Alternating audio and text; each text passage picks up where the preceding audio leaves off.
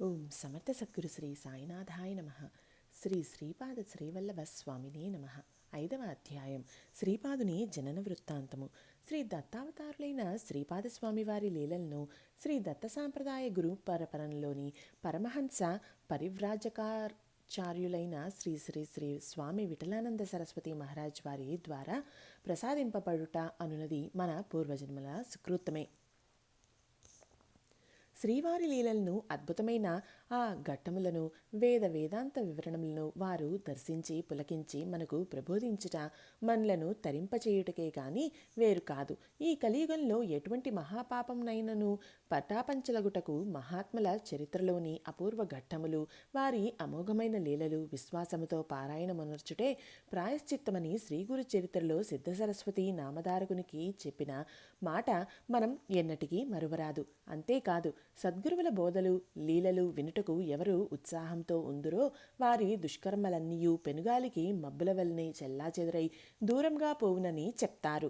మన జీవితమనే నౌకకు చుక్కానిగా సద్గురువునే నిర్ణయించుకున్నప్పుడు జీవిత నౌక ఏ విధమైన ఒడిదుడుకులు లేకుండా సాఫీగా సంసార సాగరం నుండి తీరమునకు చేర్చబడును. ఇప్పటి వరకు శ్రీ బాబాగారు చెప్పిన కథా విధానమును విని స్వామి, ఈ గోకర్ణ క్షేత్రంలోనే శ్రీస్వామి చూపిన లీలలు ఎంతో అద్భుతంగా ఉన్నవి. వారు జన్మించింది మొదలు వారి తీర్థయాత్రల వరకు తమరు వివరిస్తే విని మేమంతా తరిస్తాము. ఎన్ని మార్లు విన్నా సద్గురుని లీలలు తనివి తీరదు.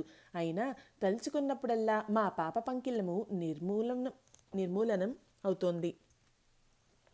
అనుగ్రహించండి బాబా అని నేను ప్రార్థించగా శ్రీ విఠల్ బాబా గారు నవ్వి, అవును, ఎన్నిసార్లు విన్నా తనివి తీరదు అంటే బాగుంది. కానీ కుక్కతోక వంకర అన్నట్లు మీలోని వక్రబుద్ధులు మాత్రం మారకుంటే ప్రయోజనం లేదు. అయినా వినండి, చెప్తాను. భగవంతుని ప్రతి లీలకు అర్థం ఉంటుంది, ఏది వృధా కాదు అని ప్రారంభించారు. శ్రీక్షేత్ర పీఠికాపుర విశేషం. శ్రీపాద శ్రీవల్లభుల జనన వృత్తాంతం తెలిపే ముందుగా ఆ క్షేత్ర మహత్యంను చెబుతాను, వినండి. కలకండలో తీపి అన్ని వైపులా అంతటను సమంగానే ఉంటుంది. మహాత్ముల చరిత్రలు కూడా ఆద్యంతము ఆశ్చర్యకరము అద్భుతముగానే ఉండును అనుటలో సందేహం లేదు.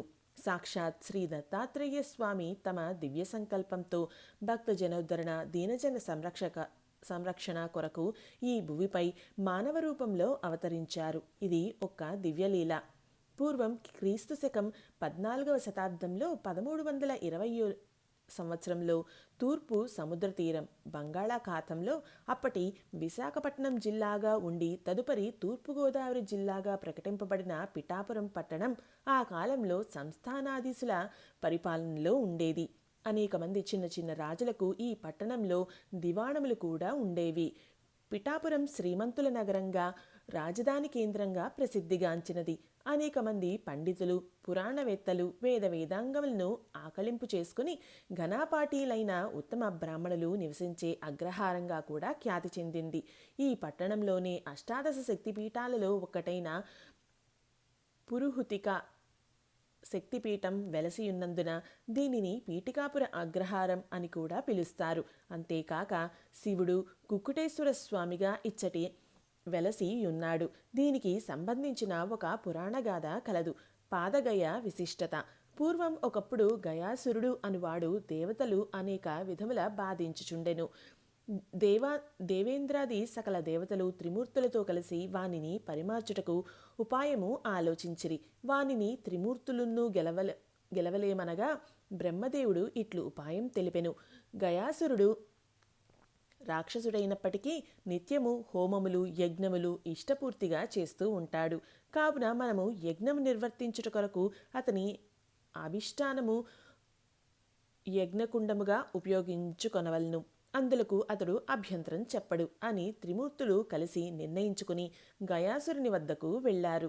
అతని నాభిస్థానము యజ్ఞ ప్రదేశముగా చేసుకుని యజ్ఞం చేయుటకు అనుమతి కోరారు. వరగర్వితుడైన గయాసురుడు వారి అభ్యర్థనను స్వీకరించాడు. దేవతలు త్రిమూర్తులు కోరేవారు గాను తాను వరమిచ్చేవాడుగాను ఊహించుకొని తన గొప్పతనములకు తానే పొంగిపోయాడు. త్రిమూర్తులు ఒక నియమమును కూడా అతనికి ఎరుకపరిచారు. 10 రోజుల యజ్ఞం పూర్తయ్యే వరకు అతను కదలకూడదు. కదిలితే అతను చనిపోతాడని తెలిపారు. గయాసురుడు అహంభావంతో నిరభ్యంతరంగా తన అంగీకారమును తెలిపినాడు. యజ్ఞం భంగం కానీయనని అభయం ఇచ్చాడు. వాని శరీరమును అపరిమితంగా పెంచాడు. నాభి వద్ద బ్రహ్మదేవుడు యజ్ఞం ప్రారంభించాడు. చావు గురించిన భయమే వానికి లేదు. 10 రోజులు యజ్ఞకార్యము నిరాటంకముగా సాగింది. ఆ రాత్రి గడిచిన గయాసురుడికి ఇచ్చిన వాగ్దానం పూర్తవుతుంది. విష్ణుమాయా ప్రభావము చేత అర్ధరాత్రి దాటుతూ ఉండగా గయాసురునికి లఘుశంకకు వెళ్ళుట తప్పనిసరి అయింది. అదే సమయమునకు విష్ణువు ప్రేరణ వలన శివుడు కుక్కుటము కోడిపుంజువలే మారి కూత పెట్టినాడు. ఆ కోడి కూతకు గయాసురుడు కదిలాడు. యజ్ఞం భంగమైంది. తాను యజ్ఞం కొరకు శరీరము త్యజించినప్పటికీ కీర్తి వస్తుందని సంతోషంతో దేవతలు పన్నిన మాయోపాయానికి వారిని నిందించలేదు. విష్ణుదేవునితో ప్రాణం పోకముందే వరం కోరుకున్నాడు. ఓ దేవతలారా, ఈ శరీరం పోతుందనే బాధ మమత నాకు లేవు. నా తలయున్న ప్రదేశం బ్రహ్మ గయగాను, నాభి ప్రదేశం విష్ణుగయగాను, పాదాలు ఉన్న ప్రదేశం పాదగయగాను, శివక్షేత్రంగాను, పుణ్యతీర్థాలుగా ఆ ప్రదేశాలను అనుగ్రహించండి. మీరును ఆయా స్థానాలలో నా తృప్తి కొరకు భూమిపై ఉండండి అని వరం కోరగా త్రిమూర్తులు సంతోషంతో ఆశీర్వదించారు. పిఠాపురంలో పాదగయ సమీపంలో శివుడు కుక్కటేశ్వరుడుగా వెలిశాడు. ఇన్ని దేవతా మహిమలు కలిగియున్న మహాక్షేత్రము పిఠాపురము. ఈ పాదగయలో పుణ్యస్నానం ఆచరించి భక్తులు పితృదేవతలకు పిండప్రదానములు చేయుట చే విశేష పుణ్యఫలము కలుగుతుంది. ఇచ్చటి నందీశ్వరుడు చాలా మహిమ కలిగిన వాడు. ఇంత మహామహిమాన్వితమైన క్షేత్రంలో శ్రీ దత్తాత్రేయ స్వామివారు అపారదయతో స్వయంభువుగా వెలసి పాదగయ క్షేత్రాన్ని పావనం చేస్తున్నారు. కుంతీ మాధవ క్షేత్రం. శ్రీకృష్ణ పరమాత్మ పంచపాండవుల చేత ఇంద్రప్రస్థ నిర్మాణము, రాజాసూయ యాగము పూర్తి చేయించి అగ్రతాంబూలం అందుకున్నాడు. ఆ సభలోని శిశుపాలుడు మతి చెడి మితిమించి నోటికి వచ్చినట్లెల్లా నిందవాక్యాలు పలికాడు. బంధువే అయినా చిన్ననాటి నుండి అన్నీ తెలిసిన శిశుపాలునికి వినాశకాలే విపరీత బుద్ధి అను విధంగా రోజులు దగ్గరపడి కృష్ణుడిని తోలనాడాడు. 100 తప్పులు క్షమించుతానని కృష్ణుడు శిశుపాలుని తల్లికి మాట ఇచ్చినందున అట్లే సహించి అన్నీ విన్నాడు. 100 లెక్క సరిపోయింది. 101కి నోరెత్తే సమయానికి సుదర్శన చక్రం వచ్చి అతని తలను ఖండించేసింది. సభికులందరూ అవాక్కైనారు. యజ్ఞ పూర్ణాహుతి అనంతరం బంధువులందరూ సెలవు తీసుకున్నారు. చివరకు శ్రీకృష్ణుడు అందరి వద్ద వీడ్కోలు పలికి చివరిగా కుంతీదేవి వద్దకు వచ్చి, అత్తా, నేను పోయి వస్తాను. నీకు ఏమి కావాలో కోరుకోమనగా కుంతీదేవి నాకు ఎప్పుడూ కష్టాలనే ప్రసాదించు నాయనా అని కోరింది. అదేమిటమ్మా, ఎవరైనా సుఖాలు కోరుకుంటారు కానీ కష్టాలు కోరుకుంటారా అనంటే, కష్టాలలో ఉంటేనే నిన్ను తలంచుకొనడము, నీవు మమ్ము కాపాడడం జరుగుతోంది. సుఖాలలో నిన్ను తలంచుకొనము నాయనా, సుఖాలమత్తు మమ్మల్ని నీకు దూరం చేస్తోంది అని చెప్పింది. ఆ కారణం చేత ఆమె యందు అనురాగంతో పిఠాపురంలో కుంతీమాధవుడుగా కృష్ణుడు వెలసినాడని పురాణవాక్యం. కాబట్టి ఆ మహాపుణ్యక్షేత్రంలో శ్రీ దత్తాత్రేయుల వారు తమ ప్రథమావతారమును ధరించినారు. వారు జన్మించిన స్థానంలో శ్రీపాద శ్రీవల్లభ సంస్థానము ఇప్పుడు నెలకొల్పబడింది. ఒకానొక యుగంలో కష్టపడి దత్తదర్శనం పొందిన మాతాపురం భక్తుడైన విష్ణుదత్తుడు దత్తుని సంకల్పం చేత పిఠాపురంలో వేద పండితుడైన బ్రాహ్మణోత్తముడు శ్రీ అప్పలరాజు శర్మగా జన్మించి నివసిస్తూ ఉండేవారు.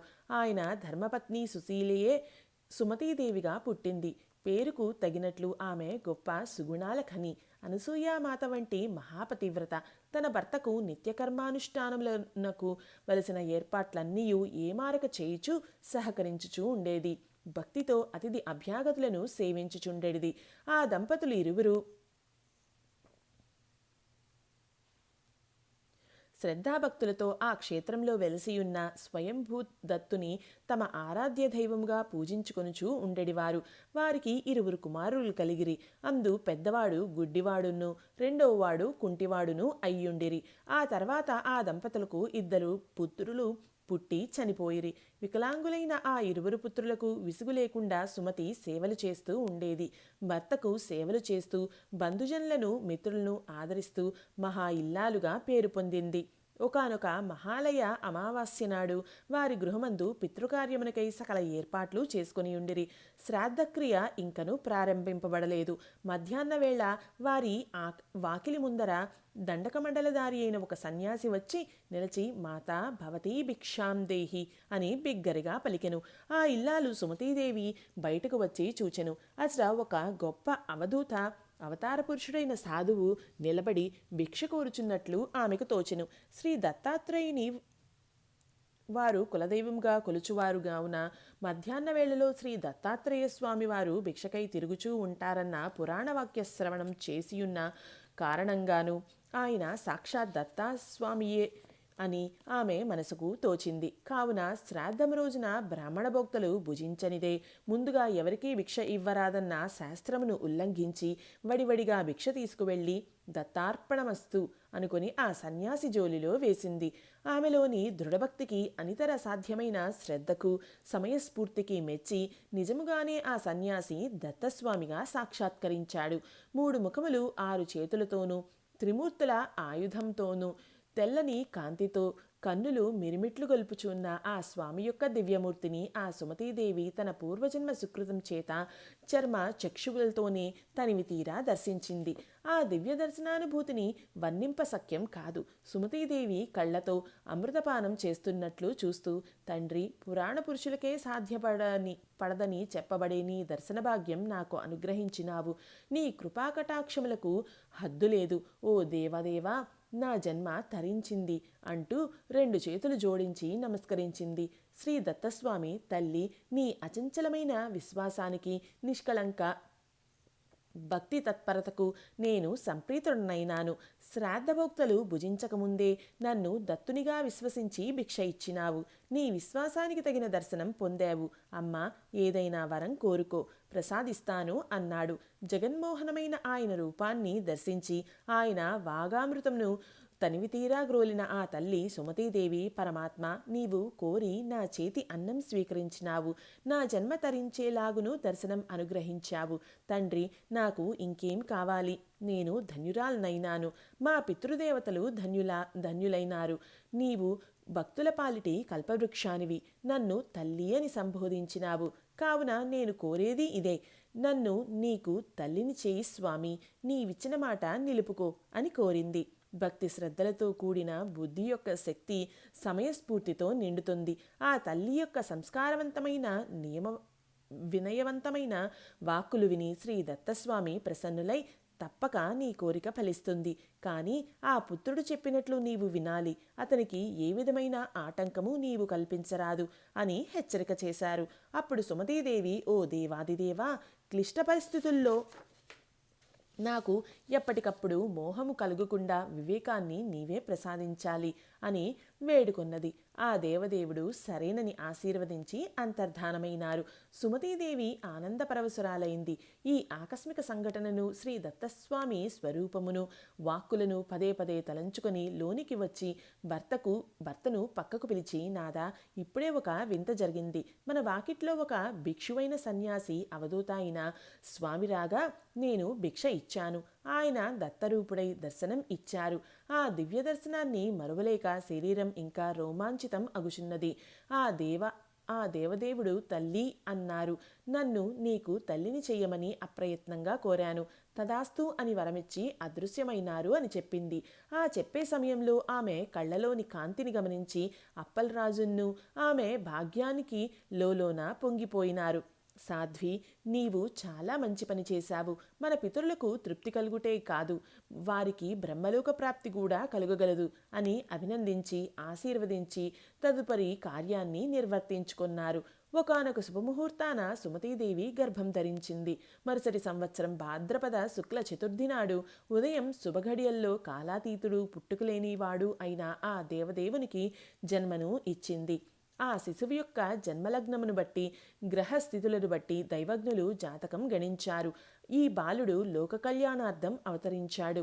ఈతడు సద్గురుడు, లోకగురుడునైన శ్రీ దత్తాత్రేయుడని కొందరు తెలిపినారు. ఆ శిశువు పాదముల్లో దివ్య చిహ్నములు ఉన్నవి కావున అతనికి శ్రీపాదుడు అని నామకరణం చేశారు. ఆ దివ్యబాలుడు శుక్లపక్ష చంద్రుని వలె దినదిన ప్రవర్ధమానుడు అగుచు తన లీలలతో అందరినీ అలరిస్తూ ఉంటే సంవత్సరాలు రోజుల వలె గడిచినవి. సుమతీమాత, అప్పలరాజు శర్మ కూడా అంతవరకు ఉన్న బాధలన్నింటినీ మరిచి శ్రీపాదుల ఆటపాటల సందడిలో హృదయానందమును పొందినారు. తల్లిదండ్రులే కాక ఇరుగు పొరుగు వారందరూ శ్రీపాదుని దర్శనంతోనే పులకించి తమ బాధలను మర్చిపోయి సంతోషంతో పొంగిపోయేవారు. అంతేకాదు, ఆ పవిత్ర గోదావరి తీర ప్రాంతవాసులందరూ కూడా తెలియని ఆనందంతో ధన్యులైనారు. శ్రీపాదునికి 8వ సంవత్సరంలో తల్లిదండ్రులు ఉపనయనం చేయ సంకల్పించి శుభముహూర్తము నిర్ణయించినారు. బంధువులందరినీ ఆహ్వానించారు. గురువులు వేద పండితుల సమక్షంలో రంగరంగ వైభవంగా ఉపనయనం చేశారు. ఉపనయన సభలోనే శ్రీపాదుల వారు అందరికీ ఆశ్చర్యం గొలిపేలాగును 4 వేదములలోని పనసలను సుస్వరంతో చెప్పసాగెను. అష్టవర్ష ప్రాయముగల నవవటువు తనదైన ప్రత్యేకమైన ఉచ్ఛ్వైస్వరంలో ఋగ్వేద పనసను వల్లించసాగెను. అగ్నిమీలే పురోహితం యజ్ఞస్య దేవమృద్విజం హోతారం రత్నదాతమం. సభలోని ఘనాపాటీలు, చతుర్వేద వేత్తలు అయిన మహాపండితులు, ఇతర అధ్యాపకులు అందరూ ఒక్కసారిగా నిశ్చేష్టులైనారు. పసివాడా, పండితోత్తముడా అని వారిలో వారు మీమాంసలో పడిరి. అంతలో శ్రీపాదుల వారు యజుర్వేద పనసను పఠించసాగిరి. మహామహా ఘనాపాటీలు, పండితులు అందరూ ఋగ్వేద పనసను విన్న విస్మయంలో నుండి బయట పడకముందే 2వ వేదమును విన్నవారు ఒక్కసారిగా దిగ్భ్రాంతులైనారు. శ్రీపాదస్వామి వెంటనే తక్కిన 2 వేదములైన సామ, అధర్వణ వేద మంత్రములను ఈ విధంగా ఉచ్చరించారు. అగ్ని ఆయాహి వీతయే గృణానో హవ్యదాతయే నిహోత తత్సి బర్హిషి శంనో దేవి రవిష్టయ ఆపో భవంతు పీతయే శమ్యోరభి స్రవంతు నః. సభాసదులైన వేద పండితులు, ఘనాపాటీలు, మహాపండితుల హృదయస్పందన పయనించి వారి కరముల చేరి అప్రయత్నముగా కరతాళ ధ్వనులను చేయించి జయహో జయహో అని ఆనంద గంభీర స్వరంతో ఉచ్చరించి చిరంజీవ అని ఆశీర్వదించిరి. మాతామహులు ఆనందంతో ఆలింగనం చేసుకొనిరి.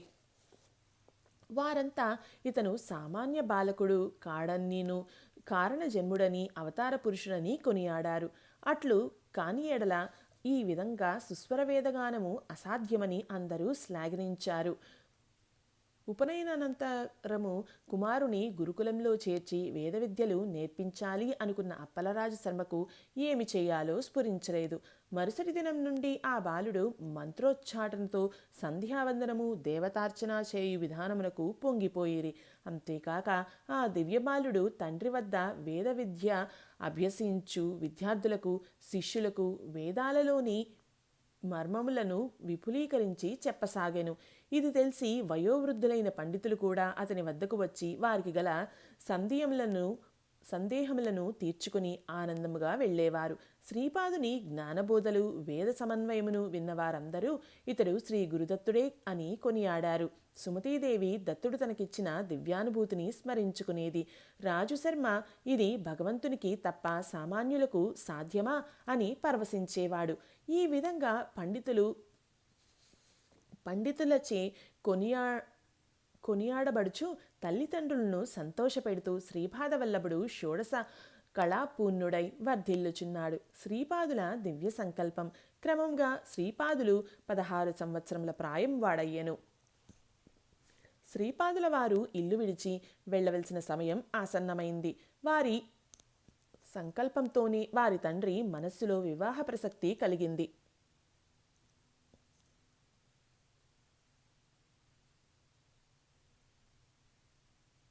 అప్పలరాజు శర్మ తన కుమారునికి తగిన కన్య కొరకు సాగెను. ఒకనాడు శ్రీపాదుడు తండ్రిని చేరి, తండ్రి, మీరు నా కొరకు కన్యాన్వేషణ చేయనక్కర్లేదు. సర్వ శుభలక్షణములతో కూడిన కన్య సిద్ధముగానే ఉన్నది. ఆమెయే యోగశ్రీ. నేను ఆమెను చేపట్టి శ్రీవల్లభుడను అవుతాను. సన్యాస యోగములను అవలంబించి తీర్థాటనము చేయబోయేదను. అని తెలిపెను. సుమతీదేవియు అప్పలరాజు శర్మయు కన్నుల నీరు నిండా, నాయన, నిన్ను కన్న తర్వాత మాకు గల దుఃఖములన్నీ మరిచి నీ ప్రేమలోనే బతుకుచున్నాము. నీవు ఇల్లు విడిచి వెళ్ళినచో మేము జీవించలేము. మా బ్రతుకులు నీటి నుండి బయటపడిన చేపల వలె కాగలవు. నీవు సాక్షాత్ పరమేశ్వరుడివే అయినా మాకు పుత్రుడివే పుట్టినావు కనుక మమ్ము పుత్రధర్మంతో రక్షించు బాధ్యత నీదే కదా అని విలవిల్లాడిరి. సుమతీదేవి తొలి సంతానమైన వికలాంగులైన కుమారులు ఇరువురిని శ్రీపాదుల చెంతకు తీసుకుని వచ్చి ఇలా అన్నది, నాయన, నిన్ను చూసుకొని నీ అన్నల వల్ల కలుగు దుఃఖాన్ని మరచితిమి. ఇప్పుడు నీవు వెళ్ళిపోతే వీరితో నాకిక మరణమే శరణ్యము అన్నది. శ్రీపాదుడు తల్లిపై ప్రసన్న దృష్టిని సారించి మృదుమధుర వాక్కులతో ఊరడిస్తూ ప్రేమపూరిత హృదయంతో అన్నలు ఇరువురిని తన అమృతహస్తముతో స్పృశించాడు. త్రుటిలో వారిద్దరికీ అంగవైకల్యము తొలగిపోయింది. వారితో, అన్నలారా, మీరు శ్రద్ధగా తల్లిదండ్రులకు సేవ చేయండి, సర్వ సంపదలతో వర్ధిల్లుతారు అని పలికి తల్లిని సమీపించి ప్రేమతో నమస్కరించి, తల్లి, నీ మనసు ఇప్పుడు శాంతి లభించినదా? నీ కుమారులు నిన్ను ఏమారక సేవించెదరు. మనుమలు మనమరాండ్రతో నీ వంశము వృద్ధి చెందును. కావున నాకు మనస్ఫూర్తిగా దేశాటన చేయుటకు అనుమతినిమ్ము అని తల్లిదండ్రులకు ముమ్మారు ప్రదక్షిణ చేసి వారి వద్ద సెలవు కోరారు.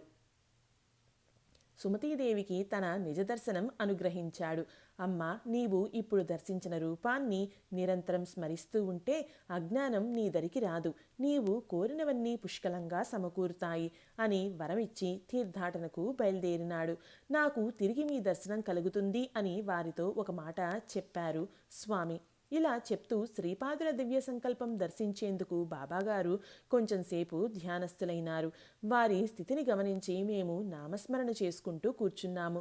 కొంతసేపటికి వారు మామూలు స్థితికి వచ్చి అందరి వంకను చూచి దేవదేవుని లీలలు అద్భుతములు అని కీర్తించారు. తదుపరి అందరము జయ జయనాదములు చేసినాము.